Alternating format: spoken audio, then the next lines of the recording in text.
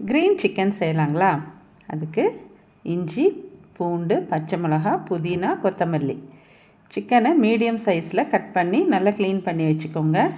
இப்போ மிக்ஸி ஜாரில் இது போட வேண்டிய மசாலா ஐட்டம் எல்லாத்தையும் போடுங்க. இதுக்கு எந்த கரம் மசாலாவும் கிடையாது, வெறும் இது தான். இதை நல்லா அரைச்சிடுங்க நைஸாக.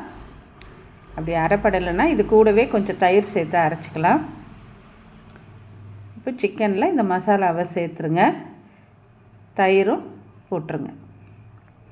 தேவையான அளவு சால்ட் சேர்த்துக்கோங்க. கொஞ்சமாக பைண்டிங்க்காக கார்ன்ஃப்ளவர் மாவு சேர்த்துருங்க. எல்லாத்தையும் நல்லா மிக்ஸ் பண்ணிவிட்டு ஒரு 1 hour ஃப்ரிட்ஜில் வச்சுடுங்க. நல்லா மேரினேட் ஆனதுக்கப்புறமா கடாயில் எண்ணெய் ஊற்றி நல்லா சூடு ஏறினதுக்கப்புறமா ஃபுல்லாக லோ பண்ணிவிடுங்க ஃப்ளேமை. பண்ணாமல் அப்படியே போட்டிங்கன்னா சீக்கிரம் கருகிடும். இப்போ எனக்கு ஒன்று கருகிடுச்சு அப்படி தான்.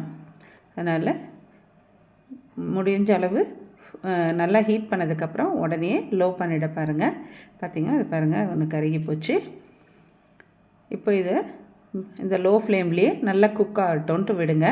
இதுக்கு எந்த ஆர்டிஃபிஷியல் கலரும் நான் போடாததுனால க்ரீன் கலர் ரொம்ப பளிச்சுன்னு இருக்காது. கொஞ்சம் காரம் கம்மியாக இருந்ததுனால கொஞ்சமாக பெப்பர் தூவிக்கிட்டேன்.